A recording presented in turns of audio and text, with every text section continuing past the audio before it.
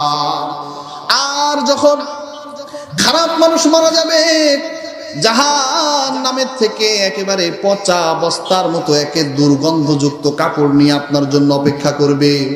মালাকুল মাউত মাথার কাছে এসে বলবে, উখরুজি আইয়াতুল খাবিসা উখরুজি, এই রূহ, খারাপ রূহ, তুমি বের হয়ে আসো ইলা গযাবিল্লাহ, আল্লাহর গজবের দিকে। রূহ তখন ভয়ে শরীরের মধ্যে ছটফট ছটফট করা শুরু করে দিবে। আস্তে আস্তে আজরাইল আলাইহিস সালাতু ওয়াস সালাম, মালাকুল মাউত যখন পায়ের দিক থেকে ধরবে, ধরতে ধরতে একদিক থেকে অবশ হবে, টানা হেচড়া করে ওই রূহটাকে বের করবে। হাদিসের মধ্যে আসছেন, ওই কাফের ব্যক্তি, ওই মুশরিক ব্যক্তি, ওই গুনাহগার ব্যক্তির জানটা কেমনে কবজ করা হবে?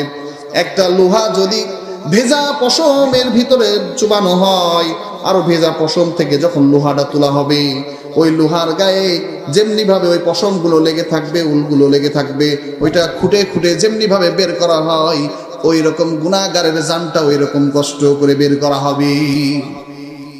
জানটা বের করার সাথে সাথে জাহান্নামের ফেরেশতারা পচা দুর্গন্ধযুক্ত ওই কাপড় দিয়ে পেঁচিয়ে দিবে।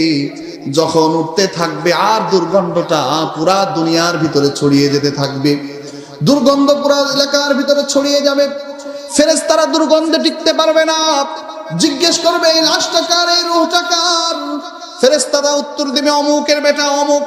দুনিয়ার ভিতরে সবচেয়ে খারাপ নাম যে নামে আপনাকে ডাকা হতো, ওই নামটা ধরে ফেরেশতারা বলবে এই রূহটা হলো অমুক খারাপ ব্যক্তি।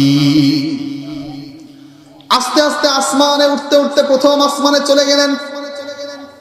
গন্ধ শুকে প্রথম আসমানের দরজা খোলা হবে না। আল্লাহ রাব্বুল আলামিন বলবে, ওই বান্দার লাশ আর ওই বান্দার রূহটা তুলিস না, যা যা ওই রূহটা সিজ্জিন নামক জেলখানার ভিতরে ওই বান্দার নামটা লিখে রাখ, ওই বান্দার নাম লিখে রাখ। বান্দার নাম লিখে রাখার পর রূহ যখন দেহের মধ্যে দেওয়া হবে, মুনকার নাকির এসে যখন প্রশ্ন করবে, বলো আমার রব্বুকা, তোমার রব কে? দুনিয়ার ভিতরে আমরা সবাই জানি, কিন্তু আমল যদি না করে যায় আখিরাতে কিছু বলতে পারবো না। মার রব্বুকা, তোমার রব কি, কে? মৃত ব্যক্তি বলবে, হা হা লা আদরি, জানি না, আফসোস আমি জানি না। মান নাবিয়্যুকা ওয়া মা দীনুকা, একটা প্রশ্নের উত্তর বলতে পারবে না। আল্লাহ রাব্বুল আলামিন বলবেন, কাযাবানি আবদি, আমার বান্দা আমাকে মিথ্যা প্রতিপন্ন করছে, যাও যাও ওর জন্য জাহান্নামের সবকিছু রেডি করে দাও।